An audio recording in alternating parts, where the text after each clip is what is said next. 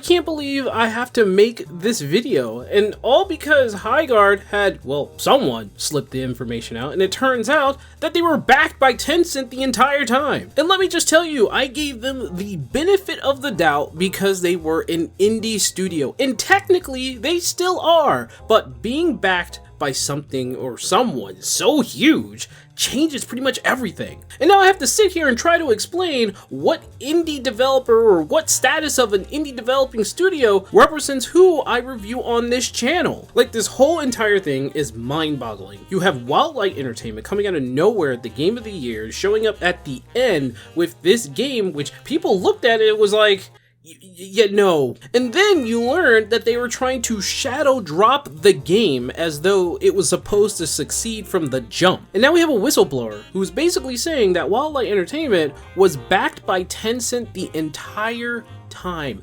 Basically, they had investors. And what's crazy is that they told the entirety of the world in an interview that they were not backed up by giant corporation, that they were working on their own, that they had their own funding from themselves. Like, legit, I feel like I was lied to. I legit gave them the benefit of the doubt because they were an indie studio, and that they coming from the AAA space is what caused their downfall. Now, we just know that they were possibly just an indie company in name only, basically trying to psyop the industry. And look, I don't have the technical terms on all of this, I don't have the politics in my head, nor am I some sort of person who does business or accounting on the side of anything. So if I were to reference any video, it would probably be this one. Go ahead and check that one out, and perhaps you'll learn a lot more than you do from me. This video is to establish the different tiers of indie and what this channel really works with. So now I have to make different tiers of what makes an indie developer or an indie studio. That way, when I talk about a certain game or talk about a certain company, it still stays within the realm of indie. After doing a lot of research, I have come down with 5 different categories of indie. Each and every one of these categories can be talked about on this channel, but there are rules that I will lay out when I talk about each and every one of these, well, different tiers. So the first one is truly independent studios. These are indie game studios that really came from nothing, starting from someone's garage, having to back their own funds, and being able to do what they have to do over a long course of time. These are the same type of people who took 7 years to create Hollow Knight Silksong. Yes, they are an indie studio. Yes, they backed themselves up with their own money, and no, they do not have a publisher. These are the type of studios that I admire the most because they spend a lot of painstaking time, and they've possibly sacrificed so much to get to where they are. Here's an example: Cuphead. They funded themselves. They made their own orchestra. Their music is amazing. What they did with the game is absolutely phenomenal. The creator of the game had to put his house on mortgage in order to fund the game. And for some reason, he still had faith in the project, and well, he got his money back afterwards because Cuphead was a huge success. Cuphead even became a Netflix TV show. It was alright, but you have to understand, where this guy came from was basically nothing. The main musical producer never did anything like Cuphead when it came to music. Never did it. And yet, for some reason, he was just a music genius. Like, seriously. Truly independent studios are what you would get at the bottom, right? They are the ones that have no budget whatsoever. They are the ones that you probably would say are the underdogs. They are the main underdogs, but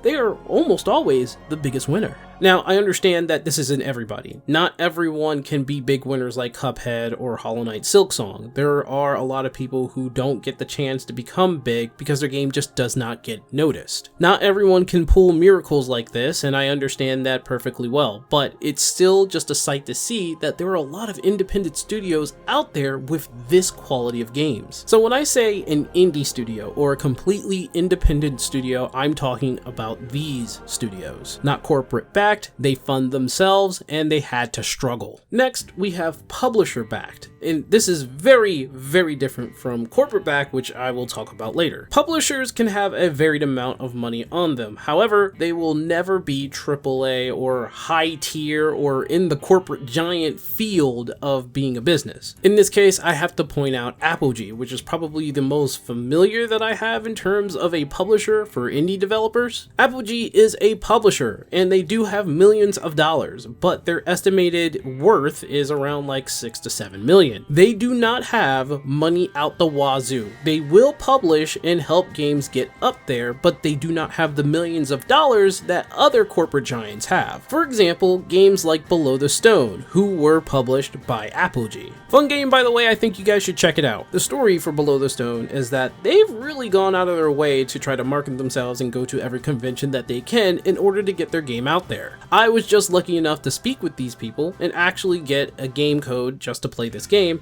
and well, I had a lot of fun. But these types of games are near equivalent to that of independent studios because the game's marketing, their budget, and everything that they have is really low. Apogee is not going to shovel out millions of dollars for games like these. They'll probably send out thousands, maybe a livable wage for them to work on their game, but you're looking in the thousands, not in the millions when it comes to publishers like these. Below the Stone did not have any kind of huge budget that you would think someone that was backed by a company. They were given resources, they were given some amount of money, but it was never huge. Indie studios like these I have respect for because they are willing to work with a company in order to create the game that they wish to make. The problem is that you're working with a company and contracts will be signed. And if the game does not make a lot of money, well, there are consequences. And again, I do have respect for these kinds of studios because they are willing to work with some sort of business entity, and for the most case, these business entities will let them do what they want to do.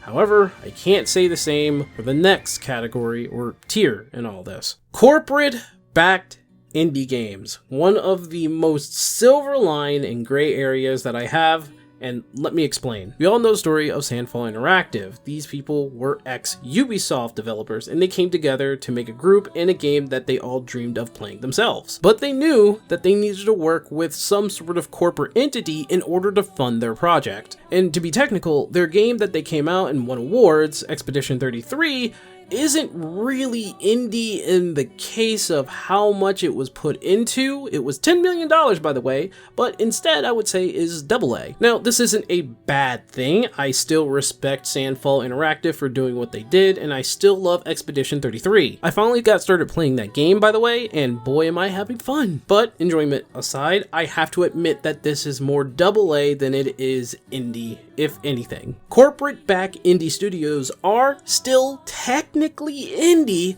but they have way more money than the typical publisher-backed or completely independent. We're talking about over in the millions, and since we have the example of Expedition 33, they had $10 million in terms of the budget. Yes, they had Kepler money, which was the business that backed them, and yes, technically, they had over the budget a typical independent studio would have. But here's the big difference. They had the budget, for sure, to create a game with millions of dollars. However, they did not lose their philosophy. They still wanted a game that they wanted to make themselves. They still wanted to act as an independent studio. The big difference here for me is that the budget has to be under a certain amount and they can't lose the sight of their dreams and philosophy. Sandfall truly does feel like an independent studio that basically got lucky, and they made a fantastic game out of what they were able to obtain. They never lied about the fact that they were being backed by a corporate who was funding them for much of the game that they were making. They were open about the fact that they were working with Kepler, who funded the game for up to $10 million. To be honest, anything that is under $10 million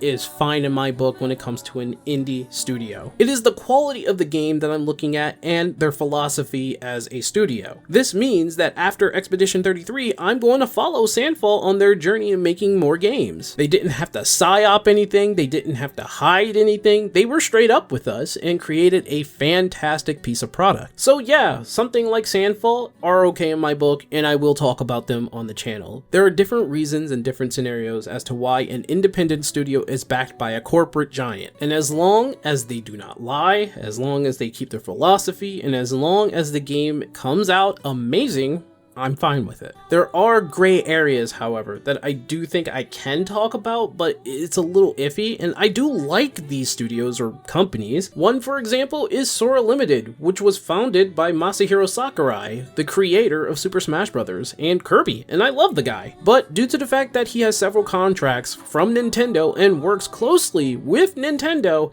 he's kind of a gray area when it comes to his company. But for that, I'll leave that to you guys. What do you think about Sora Limited in this case? Now, this next subject or tier is something that we all are familiar with now, thanks to Highguard. Corporate invested indie studios.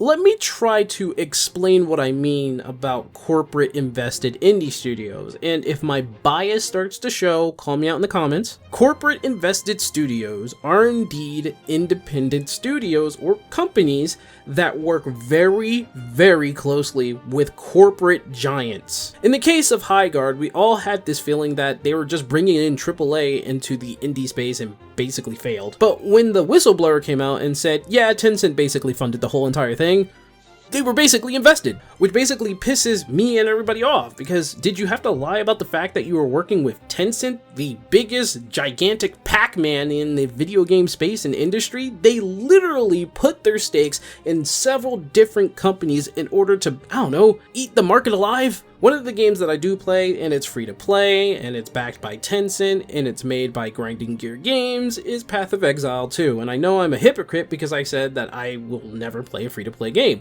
But here's the difference, I paid to get in there early. I paid one time to GGG to get in a game early, and that's all I've ever paid for. Now, it's up to you guys whether or not I am a hypocrite because of that, but I really do like Path of Exile 2, and I hope to see it get better as the future goes on. But they are backed by Tencent, and a lot of people have certain feelings about it. I have certain feelings about it, but it is what it is. Highguard, or Wildlight Entertainment Incorporated, was backed by Tencent, and they never told us. The CEO and founder, Dusty Welch, said that they were an independent studio, and they were not backed by some big organization. But, as we know, that was a lie, and a lot of people feel a certain type of way about that. Wildlight Studio is an example of a corporate invested independent company. They had money out the get-go, which was kind of suspicious. I always thought it was just the higher-ups that funded their whole entire shindig, but it was instead a corporate giant with billions. Highguard was estimated to be budgeted under $200 million, apparently, but even going over $50 million, going up to $100 million, that is AAA budget. And these people thought that they could use the indie moniker to have goodwill with those who are just sick and tired of the AAA biz. They instead acted like some sort of psyop, which goes into the next tier of this list.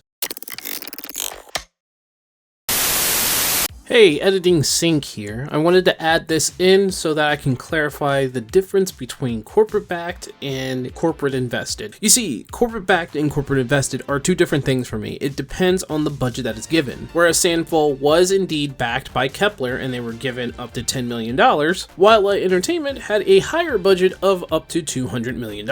You see, when you invest into an independent studio, what is given to you in terms of a budget is key. So a corporate backed indie studio is pretty much perfect for what Sandfall is. They are backed. They aren't really invested into. But if you're going to give $200 million to any independent studio, that is an investment. But if we're going by technical terms and definition of the English language, Wildlight Entertainment was backed by Tencent. But there is no company out there that is going to throw $200 million in a studio and not really see an investment in what they're doing. Anything above or somewhere near $100 million is an investment by a corporation. Now, I am fully aware that this is just definitions that I am going by. Saying a corporation is backing one studio is the same as another corporation backing another, so there shouldn't be any difference between Sandfall and Wildlight Entertainment. These are two independent studios because there is no investment involved, there's no ownership, there's no piece that Tencent decided to chomp out of Wildlight Entertainment. No, they are still independent. But when you have Tencent throwing that much money at you, yeah, I'm going to call it an investment.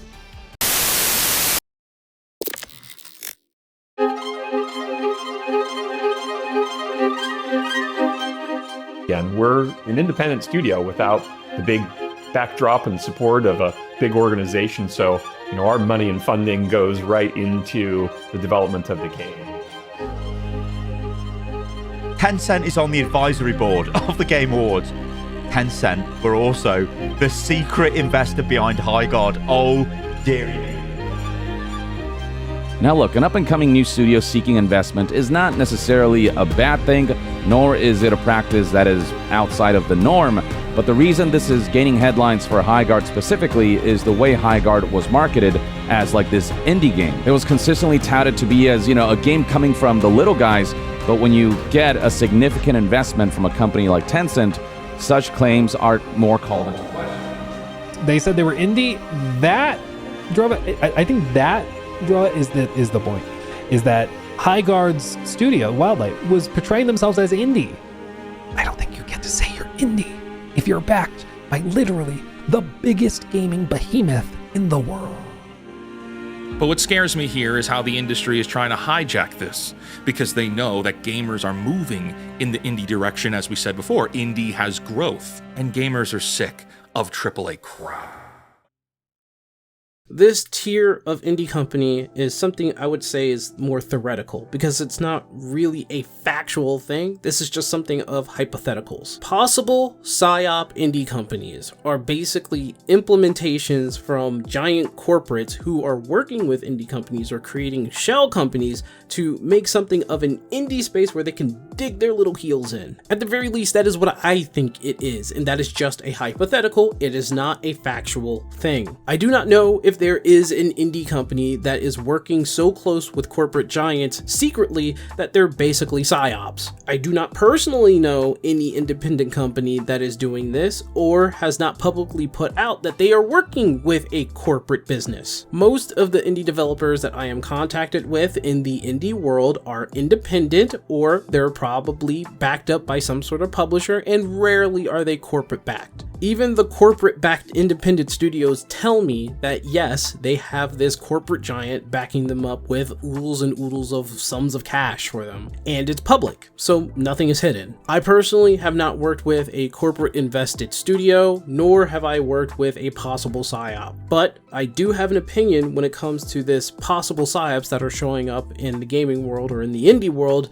for the example of Wildlight Entertainment. They were discovered, so they are a corporate invested indie studio. However, there could be some in the future, and it's quite possible that they'll start turning up here and there. Possible PSYOP indie studios will pop up out of nowhere, not say anything about their past, say that they're fully funded, make a game, and they hope that you love the game, only to turn out to be some sort of corporate branch that was created as a shell company. And it's not in the realm of impossibilities. This is very much possible to happen in reality. A bit of a history lesson for you guys. Back in 1983, we had a video game crash in the United States. The reason for this are multiple amount of things. One of those was just bad games being sold, and a lot of people were pissed off, i.e. E.T. But it was a lot more than that. They had resources being bought up all over the place, cartridges being bought up by shell companies, and Atari anticipating a great market boom due to their E.T. game, which instead crashed the entire market. You also had businesses making shell companies that if it went defunct, they just erased them off the map of business. Then you had the flood of copycat,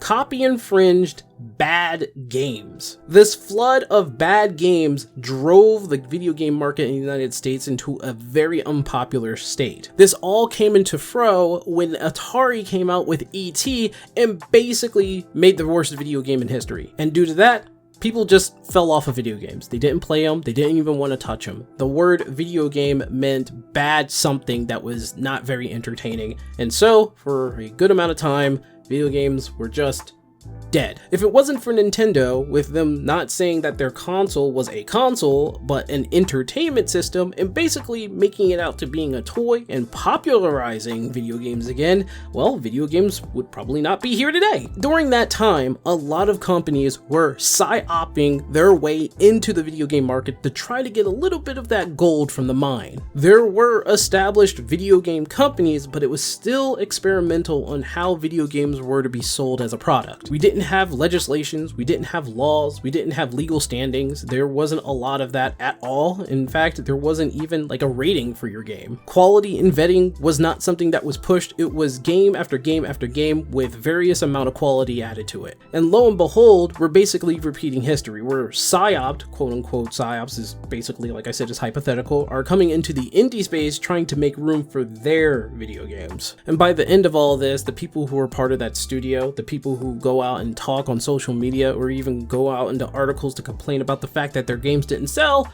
are basically talking a whole bunch of shit. These are the same people that worked in making a video game, developed a video game, but know nothing of the culture. You can work on Fortnite, you can work on Call of Duty, you can work on Minecraft, you can work on the greatest games of all time, but still know nothing of the culture. Of course, when you have something like AAA being equivalent to something negative in the video game space, of course you're going to try to find a space that is more positive. Therefore, you cannot blame me or anybody else who think that the AAA space are planning something or scheming something that involves inserting themselves in the indie space. Thus, this is the most hypothetical, theoretical, and very biased in terms of opinion here, that there are perhaps psyop indie developers. But hey, I'm just a very upset man who had to come across this news on every other news feed and just, I don't know, man. I really did give them a shot. I honestly gave them a bone, right? I thought that perhaps if they were an indie studio and learned their lesson after all this, that they would change their ways or change their mind on how they're going to think in terms of the indie space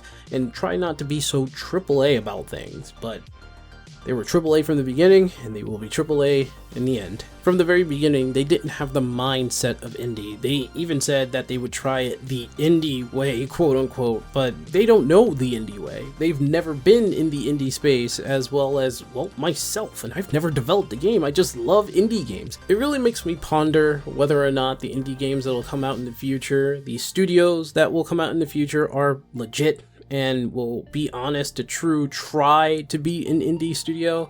And I fear that there will be some ramifications because of this story and how a lot of people are probably going to be skeptical whenever another studio that has a whole bunch of money backed into it, or a game that looks very AAA in terms of quality, and what they will say about it. But hey, what is your opinion on all this? Honestly, I'm very disappointed, I'm very sad, and to be honest, I'm angry. I really am. I'm angry that we basically had a wolf in sheep's clothing. Oh well. But in the world of indie, we just need to keep a stiff upper lip and keep going, just like the independent studio indie developers that keep pushing on no matter what.